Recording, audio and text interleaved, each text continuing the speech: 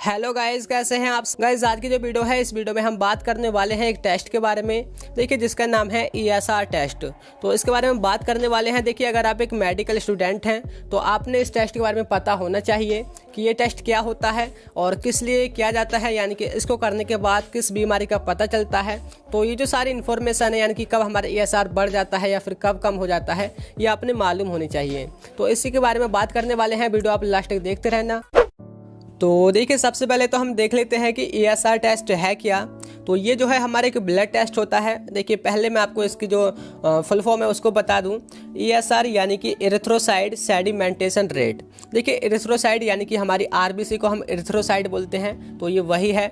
और सेडिमेंटेशन माने होता है नीचे बैठना। देखिए, जैसे कि अगर हम एक गिलास में रेत डाल देते हैं पानी लेकर के, तो जो रेत है उसमें नीचे बैठ जाता है एक टाइम के बाद, तो उस प्रोसेस को हम सेडिमेंटेशन कहते हैं। तो ये वही है। तो देखिए, ये इस टेस्ट में होता क्या है, एक हमारा ऐसा टेस्ट है जिसमें टेस्ट ट्यूब में हम ब्लड सैंपल लेते हैं, यानी कि ब्लड लेते हैं और उसको 1 घंटे के लिए रख देते हैं। और उसमें हम ये देखते हैं कि जो हमारे RBC हैं वो कितने टाइम में कितना सेटल हो रही हैं, यानी कि वो नीचे कितना बैठ पा रही हैं, है ना। तो एक टेस्ट ट्यूब ली जाती है और यही मेज़र किया जाता है कि जो हमारी RBC है उसके सेटल होने का रेट कितना है। तो उस टेस्ट को हम ESR टेस्ट कहते हैं। देखिए, मैं इसकी आपको डेफिनेशन बता दूं। ESR is a type of blood test that measure how quickly erythrocyte यानी कि RBC settle at the bottom of test tube. तो ये यही एक हमारा टेस्ट होता है कि कितनी जल्दी RBC जो टेस्ट ट्यूब है उसके बॉटम में सेटल हो जाए। उसी का जो मेजरमेंट किया जाता है उसको हम ESR टेस्ट कहते हैं। देखिए, अब ESR टेस्ट की ज़रूरत क्यों पड़ती है या फिर ये कहाँ पे यूज़ किया जाता है। तो देखिए, ESR में क्या होता है, हम ये मेनली जो काम कर रहा है वो RBC के बेस पे कर रहा है। तो जब भी हमारी बॉडी में इन्फ्लेमेशन हो जाती है, देखिए इन्फ्लेमेशन अब 2 तरह की हैं। एक इन्फ्लेमेशन हुई हमारी बाहर की इन्फ्लेमेशन, जिसको हम देख रहे हैं अपनी आंखों से, हमें पता है कि हमारा हाथ सूजा हुआ है। अगर कोई भी इन्फेक्शन हो जाए या फिर यहाँ पे कोई हमारा इंजरी वगैरह हो जाए तो वो हमें दिख रहा है कि हाँ, हमारे बाहर से आंखों से दिख रहा है और हमें पता चल रहा है। लेकिन देखिए, अगर वही इंजरी नहीं, वही इन्फ्लेमेशन या फिर इन्फेक्शन वगैरह अगर हमारे अंदर हो जाए, यानी कि जैसे कि बोले तो हमारी किडनी में हो जाए या फिर लिवर पे इन्फ्लेमेशन हो जाए, और इसके अलावा देखिए अगर हमारे हार्ट पे इन्फ्लेमेशन हो जाए, तो ये जो हमारी इन्फ्लेमेशन है या इन्फेक्शन है वो हमें पता नहीं चलते हैं। तो देखिए, इन्हीं को पता करने के लिए एक टेस्ट किया जाता है जिसको हम ESR टेस्ट कहते हैं। अब देखिए, ये होता कैसा है, यानी कि ये कैसे मतलब RBC के नीचे बैठने से हमें कैसे पता चल जाएगा। तो देखिए, होता क्या है, देखिए जब भी इन्फ्लेमेशन होता है या फिर बोले तो इन्फेक्शन होता है, तो एक केमिकल होता है जिसका नाम है फिब्रिनोजेन। ये हमारा एक प्रोटीन होता है, यानी कि तो ये क्या करता है, जब भी हमारा इन्फेक्शन होता है या बोले तो हमारा इन्फ्लेमेशन होता है बॉडी में, तो इसकी मात्रा जो है वो ब्लड में बढ़ जाती है। तो ये करता क्या है, जो हमारी RBC होती है ना, उनको स्टिक बना देता है, यानी कि चिपचिपा बना देता है उनको, है ना। तो उससे क्या होता है, हम ब्लड सैंपल लेते हैं और टेस्ट ट्यूब में चेक करते हैं कि इसका जो सेडिमेंटेशन का रेट है वो ज़्यादा तो नहीं हो गया है। अगर वो ज़्यादा होगा तो उससे पता चलेगा कि हाँ, हमारी बॉडी में इन्फेक्शन है या फिर इन्फ्लेमेशन है। देखिए, कोई ये स्पेसिफिक बीमारी के लिए नहीं किया जाता है, बस ये डॉक्टर मतलब हिंट लेने के लिए कि हमारी बॉडी में इन्फेक्शन है या फिर इन्फ्लेमेशन है या फिर कोई भी अदर जो भी प्रोसेस जो कि मतलब ठीक नहीं चल रही है, उसको पता करने के लिए किया जाता है।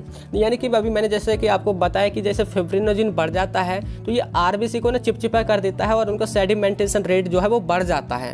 यानी कि अगर ESR टेस्ट बढ़ गया तो इसका मतलब ये है कि हमारे अंदर इन्फेक्शन है, हमारे अंदर इन्फ्लेमेशन हो सकता है। तो ये इसलिए किया जाता है। और इसको परफॉर्म करने के लिए 2 मेथड होते हैं जिनसे हम इसको मेज़र कर सकते हैं। देखिए, सबसे पहले हमारा वेस्टरग्रेन मेथड एंड दूसरा है वेंट्रॉब मेथड। तो ये जो हैं दोनों, ये जो नेम है वेंट्रॉब और हमारा वेस्टरग्रेन, ये ट्यूब के नेम हैं और उन्हीं के नेम पर इनको हम अलग अलग डिवाइड किए हैं। ठीक है, तो 2 मेथड होते हैं, आप किसी से भी इसको मेज़र कर सकते हैं। अब देखिए, हम बात करते हैं जो हमारा ESR रेट होता है, तो उसका मतलब नॉर्मल वैल्यू जो होती है, रेंज कितनी होती है। देखिए, जो मेल होते हैं 50 ईयर से कम के, तो उनमें जो है ये 0 से 20 mm पर हायर होता है। ये होता है सेडिमेंटेशन रेट मेल में। और जो फीमेल होती है 50 ईयर से कम में, तो उनका जो है होता है 20 mm पर हायर, यानी कि ये फीमेल में ज़्यादा होता है मेल के कंपैरिजन में। और जो हमारे मेल हैं 50 ईयर प्लस के, यानी कि जो एज्ड पीपल होते हैं, उनमें ये जो है वो ज़्यादा होती हैं, तो उसमें होता है 20 mm पर हायर और फीमेल में होता है 30 mm पर हायर। तो देखिए, देख सकते हैं जो फीमेल हैं उनमें सेडिमेंटेशन का जो रेट है वो ज़्यादा होता है और एज्ड पर्सन में भी ज़्यादा होता है। अब देखिए, हम बात करते हैं जो हमारा सेडिमेंटेशन का रेट है, यानी कि ESR है, अगर वो बढ़ गया हो तो वो किसकी वजह से बढ़ता है या फिर हमें क्या पता चलता है। देखिए सबसे पहले है एनीमिया। देखिए अगर हमारा जो ESR बढ़ गया है तो खून की कमी होगी, एनीमिया होगा। इसके अलावा देखिए कैंसर सच एज लिम्फोमा और मल्टीपल माइलोमा, तो ये इनका पता चलता है। इसके साथ साथ देखिए किडनी डिसीज और प्रेगनेंसी में भी हमारा कम हो जाता है, एंड थायराइड डिसीज में भी कम नहीं हो जाता, ये बढ़ जाता है। ESR रेट इसमें बढ़ जाता है और थायराइड डिसीज में बढ़ जाता है। और इसके अलावा देखिए ऑटोइम्यून डिसऑर्डर हैं जैसे कि ल्यूपस है और रियूमेटॉइड आर्थराइटिस है, तो इनमें जो है हमारा ESR बढ़ जाता है।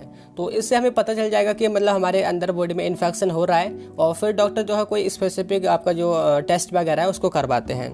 अब देखिए हम बात करते हैं कि अगर ESR रेट घट जाता है तो वो किसकी वजह से होता है। देखिए सबसे पहले है कंजेस्टिव हार्ट फेलर, यानी कि हार्ट फेलर में जो हमारा ESR रेट है वो घट जाता है। इसके अलावा हाइपर विस्कोसिटी में, एंड हाइपोफिब्रिनोजेनेमिया यानी कि डिक्रीज्ड फिब्रिनोजिन लेवल, जब फिब्रिनोजिन कम हो जाता है तो तब ESR भी घट जाता है।